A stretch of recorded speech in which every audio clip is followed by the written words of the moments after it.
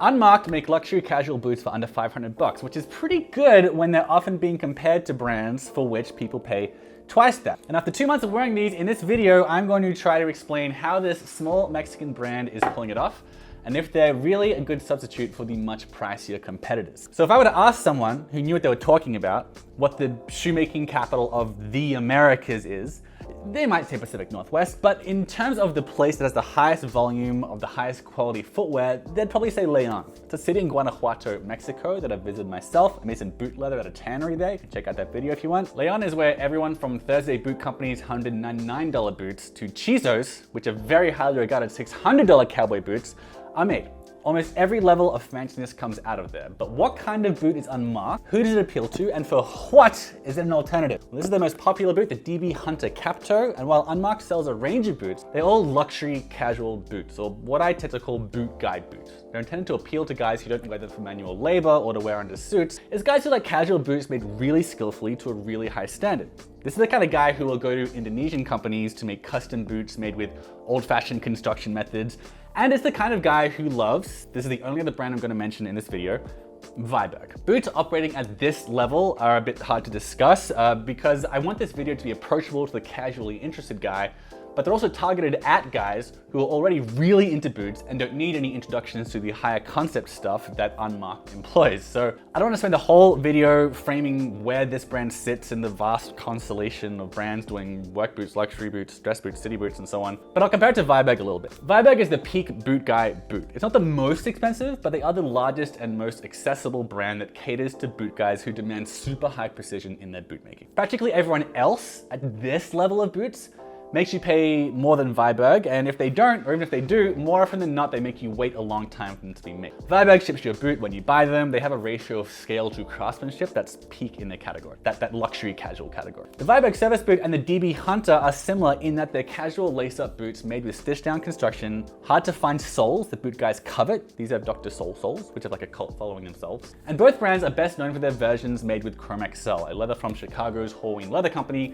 that is the most beloved boot material there is in the world. They even weigh the same amount, about 900 grams, even though the Hunter's a little bit taller at 6.5 inches versus Viberg's about 5 inches. But Viberg's are currently 860 bucks, and this Hunter right now is 490. It's half the price. So I'm going to explain everything about Unmarked boots without muddling the video talking about a different brand you might not know about. So at the end of this video though, I'll do a little comparison to help you see how Unmarked stands up against the other leader in their category. Does that seem fair?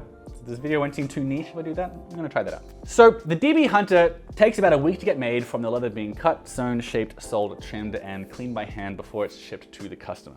I saw someone say that the slightly oblong shape makes them think more of English boots than the North American ones, which is an interesting take. And it is indeed a bit lean and tall for a Mexican service boot, but that's one thing that helps it stand out in the market a bit. Unmarked call this their quote interpretation of what a perfect derby boot should be, which, long story short, is an informal boot that's often contrasted with Oxfords. And with touches like brass eyelets, the Hunter might be more casual than a lot of derby boots. It's really part derby boot, part military inspired boot that is set apart from similar styles with a strikingly tall shaft, the slightly more spaced out eyelets, and the synthetic pull tab that, with the brogue cap toe, make for a pretty recognizable look. Now, just to get sizing out of the way, most guys order a half size down from their sneaker size when they're getting boots. Don't do that for these. Just order your true size. So if you've never had your foot measured on a bionic device at a shoe store before, go do that and order that number, basically. It's worth noting that the Hunter is the roomiest of Unmarked's boots. The other ones are made on different lasts, and there are reports that sizing is different for those ones. The last is fairly similar to Viberg's 2030 last here. I'm a 10.5 in that, 11.5 in these. It's snug without being uncomfortable, there's no heel slip. Just make sure you've got tall socks to handle the tall shaft. And also, Unmarked don't advertise this, but they will make boots in double E widths if you ask in your order note. But maybe confirm with them first on Instagram that they'll do that so they can keep an eye out for the order number. Now, if you're unsure about sizing, I have found them pretty responsive on Instagram though, and so has my friend Michael Smith, who has also tried out these boots, and he doesn't have a famous boot reviewing YouTube channel. So it seems they're communicative whether or not you are me. I also want to thank Michael. He's shaking.boots on Instagram, and he actually wore these boots as well. We shared them for a little while so we could compare notes and get a really good review for you guys. I would say the navy Chrome XL version is the one I associate most closely with Unmarked. It's popular enough that we've even got an all navy version you can pick. In real life, the leather's a little more teal than you might think, which I was actually delighted by because it's easier to wear with blue jeans without being too matchy-matchy than most blue boots out there. The Hunter also comes in a few other Chrome XLs, the famous vegetable tanned Essex leather from Halloween. That's another real boot guy's leather that most brands don't bother selling because it's like extra stiff, but it is extra hardy and some guys really, really like that. I've also seen some Hunter boots made with Mexican leathers, like this olive suede one that costs $100 less because of the local leather. So, you know, that's fairly priced. They adjust the price like that. There's also this pretty cool cream vegetable tanned one that will darken as you wear it in a way that boot guys are really into. And most normal people would probably find that weird. I love that kind of stuff. You probably do as well. That boot is under $400 too. Moving past the leather, with this version of the boot, again, some have wedge sole, some have more monochromatic versions, but here you are getting natural, as in undyed, vegetable tanned leather insole and midsole, very soft calf skin lining, the Dr. Sole sole, which is a little heavy, but despite its flatness, it does perform pretty well in all kinds of weather, even like on muddy hills and high grass. And the construction method is handmade 360-degree stitch down that's also nailed with brass pegs. That touch, in addition to the materials, is what elevates the price and the kind of esteem people give this boot. Most resellable boots are made with Goodyear welts. A machine does that in a few seconds. Stitch down is more skilled and laborious, and here it's done by hand.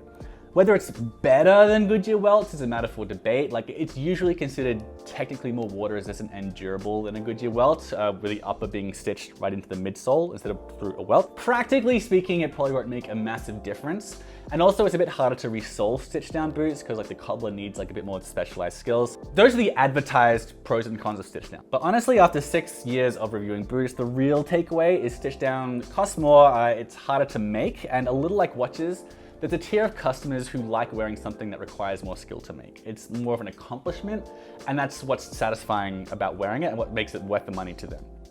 This is then a good spot to discuss the price. These are $490 right now. I'm sure they'll be over $500 in a year's time. But right now they're under $500, half the price of Viberg. And for these components and this construction, that is a good price. Some guys won't see the benefit of spending $490 on boots, just like some guys can't see paying more for an automatic watch versus a quartz watch. My point is that Chrome XL with stitch down, Dr. Sole sole, and brass pegs, if you already knew what those words meant when you started this video, then you'll get that this is a pretty good price. Even though, just to be clear, you'll wait probably 3 to 6 weeks for these boots to get made for you. But that is pretty fast for a made-to-order operation. All right, so let's get nerdier. Let's make this video less approachable. How does Unmarked really compare to Viberg? Is it exactly the same but half the price? It's not, but it is still very good value. I split, like I schism with a lot of guys who like really expensive boots because they tend to want perfection from a boot that's made by a person, and man is fallen, we have flaws and sinfulness and passions and shaky hands, and I quite like seeing messy stitching on boots because that means like a person made it. I like that. But since I know Viberg customers would consider looking at a boot like this, like Unmarked, I'll point out that my 2-ish year old Vibergs, and I've got 2 pairs of them, they are proper Viberg boots, which is to say I've got 2 of them and the quality control is incredible and they're pretty perfect. When you see 2 or 3 rows of stitching on the Vibergs, they're perfectly evenly spaced. On Unmarked, that's not the case. The spacing isn't as consistent. It might be clearest when you look at the rows of the stitching under the sole here. Perhaps more importantly, the backstay on the right boot here is crooked. If you look at it, it's a little wonky. See how the pull tab isn't dead center and the backstay's right side is sort of further down the boot than the left side. This stuff is cosmetic, but I understand that is the kind of stuff that matters to the luxury boot buyer. So probably the biggest thing to compare the two that even the non-fanatic might notice is the leather clicking. And that basically means which pieces of the hide they decide to use for which parts of the boot. Chrome XL leather is really, really famous for loose grain, the sort of wrinkling you see here. And it's so common in Chrome XL and so hard to know if it will happen, like when the leather is new, like it usually just appears with wear. It's so common that I never really complain about loose grain. That's sort of just how Chrome XL is. It's called the Chrome XL lottery. If you don't like it, you can just get a different leather. But I have had 2 Chrome XL Viberg service boots, and even with a ton of wear, I've never had loose grain and they've barely even wrinkled at all on those boots. I've been told that's a coincidence and that there are grainy Vibergs out there, and I'm sure that's true. But it's also clear to me that they do some kind of magic at Viberg that makes the clicking very, very good. Like the likelihood of your Vibergs looking like Unmarked, pretty loose grainy boots, that is much lower. So the clicking is not as amazing at Unmarked.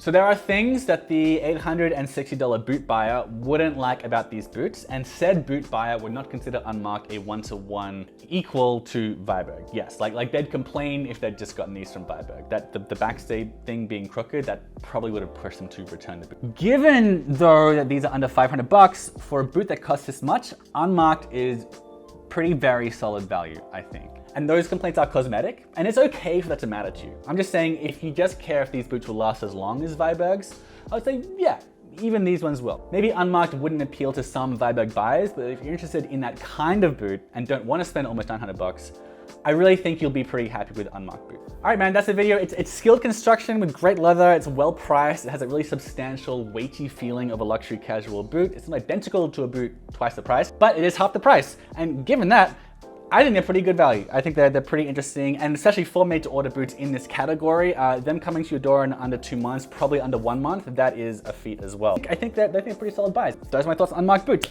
Let me know in the comments what you think, if you would consider this sort of boot to be a justifiable purchase if it came like this for under 500 bucks. And that's it. Subscribe as well for more videos on casual stuff that lasts a long time, especially nice boots. I'll see you next one.